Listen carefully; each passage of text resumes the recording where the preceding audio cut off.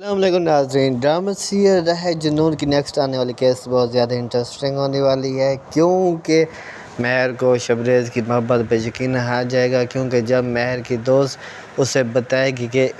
کہ جس دن تمہاری شادی تھی اس دن شبریز کا ایکسیڈنٹ ہو گیا تھا اور وہ کومے میں چلا گیا تھا اور اس کے بچنے کے چانس بھی نہیں تھے، لیکن تم یہ کس اعتماد کے ساتھ کہہ سکتی ہو کہ تمہارے شوہر کو اغوا کرنے والا شبریز تھا؟ اور دوسری طرف وہ یہ بھی بتائے گی کہ جس دن تمہاری طلاق ہوئی تھی اس دن شبریز کا شادی تھی، لیکن جب اس نے یہ سنا کہ تمہاری طلاق ہو گئی ہے تو وہ تمہیں کھونا نہیں چاہتا تھا اور وہ تمہیں پانے کے لیے اپنی شادی والی جگہ سے بھاگ کر تمہارے پاس آیا تھا۔ جب یہ سب کچھ مہر سنے گی تو اسے یقین ہو جائے گا کہ شبریز جو کچھ کہتا تھا وہ ٹھیک تھا۔ لیکن مہر اس ٹائم وہاں سے غائب ہو جاتی ہے اور وہ سمندر کنارے چلی جاتی ہے۔ شبریز اور اس کے دوست سے ڈھونڈتے ہیں لیکن وہ نہیں ملتی۔ جب مہر اپنے گھر آ جاتی ہے تو جب شبریز کو اس بات کا پتہ چلتا ہے تو وہ مہر کے پاس جاتا ہے اور بہت زیادہ ناراض ہوگا اور اس سے کہے گا کہ تم نے ایسا کیوں کیا ہے۔ تو مہر اس سے سوری کر کے اس سے کہے گی کہ مجھے تمہاری محبت پہ یقین آ گیا ہے اور میں یہ بات بھی جان گئی ہوں کہ جو کچھ ہوا اس میں تمہارا کوئی قصور نہیں ہے، اس کے پیچھے کوئی اور ہے۔ تو شبریز اس بات پر بہت زیادہ خوش ہوگا اور اسے سمندر کنارے لے جائے گا اور وہاں پہ پارٹی کرے گا اور اسے گفٹ دے گا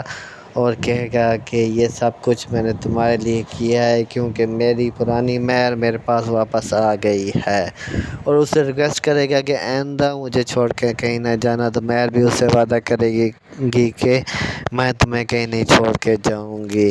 دوسری طرف جب سب لوگ کھانا کھا رہے ہوتے ہیں تو شبریز کی ماں یہ بات اناؤنس کر دے گی کہ بہت جلد الینا اس گھر کی بہو بن کر آ رہی ہے۔ تو جب گھر والے یہ سب باتیں سنیں گے تو بہت زیادہ پریشان ہوں گے اور یہ بات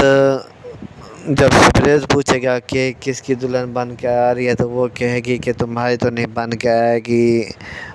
تمہارے بھائی کی بن کے آئے گی، کیونکہ تمہاری بھابھی اب بچہ پیدا کرنے کے لائق نہیں ہے، اس لیے میں چاہتی ہوں کہ